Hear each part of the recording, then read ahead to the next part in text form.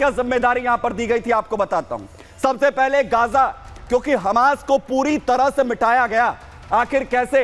घुसपैठ और कब्जे की जिम्मेदारी ये ईरान की तरफ से दी गई थी, जो इजराइल को अस्थिर करने के लिए वो इस्तेमाल कर रहा था। उधर लेबनान में बैठा हिजबुल्लाह, जिसको पैसा और हथियार मुहैया ईरान की तरफ से लेबनान के रास्ते करवाए जा रहे थे। वहीं सीरिया के अंदर बशर अल असद का इस्तेमाल खुद के डिफेंस के लिए, अटैक से बचने के लिए ढाल की तरह खामनेई ने और ईरान ने किया।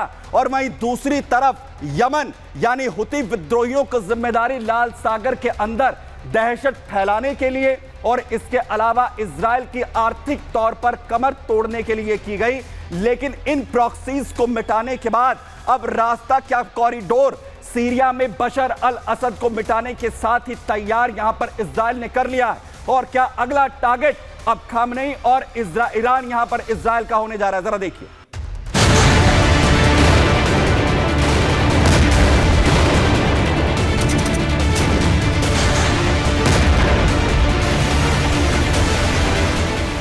क्या ईरान पर हमले का काउंटडाउन शुरू हो गया है? क्या इजराइल अब ईरान से हिसाब बराबर करने वाला है? क्या ईरान के बचने का हर रास्ता अब बंद हो चुका है? क्या ईरान में इजराइल अब बारूदी कोहराम मचाने वाला है?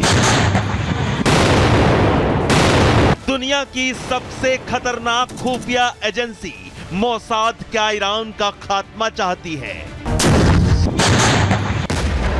इजरायली खुफिया एजेंसी मोसाद के चीफ डेविड बार्नियर ने प्रधानमंत्री नेतन्याहू से सिफारिश कर दी है कि अगर हूती के हमले रुकवाने हैं तो सीधा दुश्मन के सिर पर हमला करो, यानी इनके आका ईरान को निपटा दो।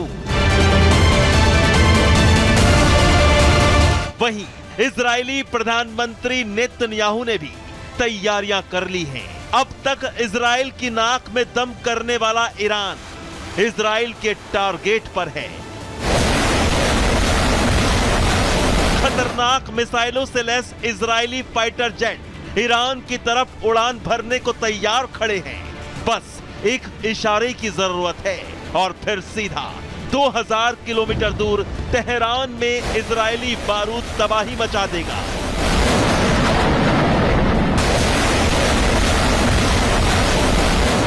मिडिल ईस्ट में ईरान के प्यादे हमास, हिजबुल्लाह, हूती और सीरिया में असद सरकार थी, लेकिन अब मिडिल ईस्ट का मैदान इजराइल ने साफ कर दिया है। ईरान को जाल में फंसा चुका है इजराइल। ईरान की तबाही का खांचा इजराइल खींच चुका है। बस इंतजार अब तेल अवीव से तेहरान पर घातक हमलों का है। Bureau report, Republic Bharat. और वहीं दूसरी तरफ जो स्ट्रैटेजी है वो पूरी तरह अब तैयार हो चुकी है इजराइल की, यानी अब मैदान साफ हो चुका है। बशर अल असद को जिस तरीके से साफ किया गया और उसके बाद अब यह कहा जा रहा है कि अब सीधे हमले इजराइल की तरफ से होंगे। किस तरीके से होंगे? इजराइल ने ईरान पर हमले का रास्ता बशर अल असद को लेकर साफ कर दिया। अब ईरान पर कभी भी बड़े अटैक इजराइल की तरफ से किए जा सकते हैं। इजरायली हमले के बीच आने वाले अब पूरी तरह से शांत पड़ चुके हैं। इजराइल ने ईरानी प्रॉक्सीज को पूरी तरह से धराशायी कर दिया है। इजराइल ने अब ईरान के आतंक वाले सभी हाथ पूरी तरह से काट दिए। तेहरान तक वार के लिए सीरियाई जमीन का इस्तेमाल यहां पर होगा। इजराइल अब ईरान पर घातक हमले कर सकता है, इसकी तैयारी हो चुकी है।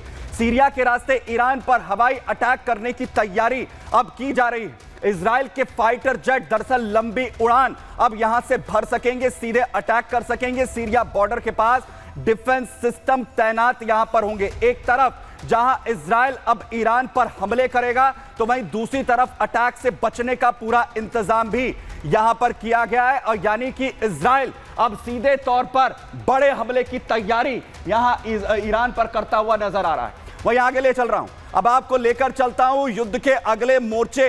रूस और यूक्रेन के बीच जिस तरीके से जंग छिड़ी हुई है, और अब इसमें एक और एंट्री होने जा रही है, क्योंकि अगले साल मुलाकात होने जा रही है पुतिन और शी जिनपिंग की, यानी चीन और साथ ही रूस की। और इसके बाद यह कहा जा रहा है कि नाटो को जवाब देने की यह कोशिश है। लेकिन क्योंकि ये हालात जिस तरीके से बनते हुए नजर आ रहे हैं, क्योंकि रूस और यूक्रेन के बीच जो जंग है वो एक के बाद एक और ज्यादा भयानक मोड़ लेती हुई नजर आ रही है, क्योंकि तस्वीरें ये बता रही हैं। सबसे पहले तस्वीरें देखिए, रूस के यूक्रेनी सेना पर जबरदस्त बड़े हमले लगातार बैटल ग्राउंड में जारी हैं, जहां रूस की सेना यूक्रेनी सेना पर एक के बाद एक बड़े अटैक कर रही है।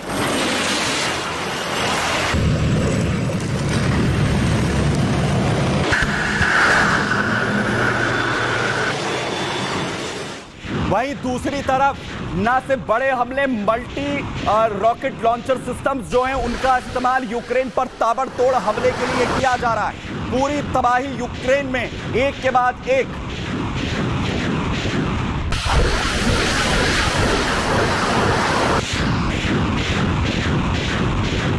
और वहीं कहा यह जा रहा है कि अब इस युद्ध के अंदर नया मोड़ आ सकता है, क्योंकि कुछ रीजन में भी जहां यूक्रेन की तरफ से बड़े अटैक किए जा रहे हैं, जहां एक तरफ रूस बड़े हमले कर रहा है, वहीं यूक्रेन की तरफ से भी बड़े अटैक एक के बाद एक हो रहे हैं। कुर्स्क रीजन जो इस वक्त लड़ाई का नया मोर्चा पूरी तरीके से बन चुका है। वहीं इस युद्ध के अंदर यह कहा जा रहा है कि एक और मोड़ आ सकता है, क्योंकि पुतिन और शी जिनपिंग की मुलाकात यहां पर होने जा रही है। और क्या होगा पुतिन और शी जिनपिंग की मुलाकात के साथ? अगले साल यह मुलाकात, क्योंकि नाटो देशों, अमेरिका समेत सबकी निगाहें इस पर अब लगातार यहां पर बनी हुई हैं, और जिसके बाद यह कहा जा रहा है कि क्या हालात यहां पर होंगे इस युद्ध में। और शी जिनपिंग की अगर पुतिन के साथ मुलाकात होगी तो क्या यह युद्ध शांत होगा या फिर भड़केगा? आखिर क्या मैसेज देने की कोशिश अब यहां पर होगी इस मुलाकात के जरिए शी जिनपिंग और पुतिन की? और आखिर पुतिन इस युद्ध में शी जिनपिंग से क्या चाह रहे हैं? दरअसल सबसे पहले देखिए इस मुलाकात में क्या कुछ होने जा रहा है। अगले साल शी जिनपिंग और रूस जो है रूस का दौरा यहां पर करने वाले हैं। पूरी दुनिया की निगाहें इस वक्त जिनपिंग के इस दौरे पर टिकी हुई हैं। पूरी दुनिया इस दौरे को देखेगी। जिनपिंग के दौरे से नाटो को जवाब देने की कोशिश यहां पर होगी दोनों देशों की। नाटो देश लगातार अपना हस्तक्षेप लगातार बढ़ा रहे हैं रूस यूक्रेन जंग में। बेलारूस में दरअसल रूस ने अपनी सेना और हथियार तैनात किए यूक्रेन पर शिकंजा कसने के लिए, तो वहीं बेलारूस बॉर्डर पर नाटो सेना का जवाबड़ा देखा गया। वहीं चीन भी रूस को सैन्य मदद देकर नाटो को जवाब यहां पर दे सकता है। जिनपिंग और रूस यूक्रेन जंग में शांति के प्लान पर भी बात कर सकते हैं। वहीं नाटो के दखल का जवाब भी पुतिन और जिनपिंग की मुलाकात यहां पर होगी। वहीं रूस का लगातार चीन ने बड़े मंचों पर दरअसल इससे पहले भी समर्थन किया है।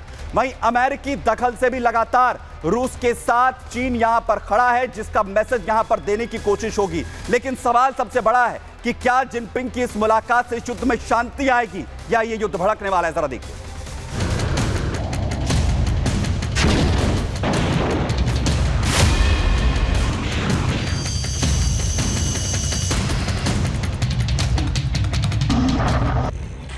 रूस यूक्रेन जंग लगातार धधक रही है।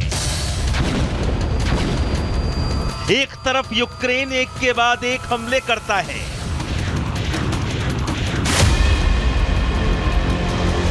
तो दूसरी तरफ रूस दोगुनी ताकत से यूक्रेन में विध्वंस की कहानी लिखता है। लगातार शांति की अपील के बाद यह महायुद्ध थमता नजर नहीं आ रहा है। इसके उलट भयंकर हथियारों का इस्तेमाल लगातार इस युद्ध में हो रहा है।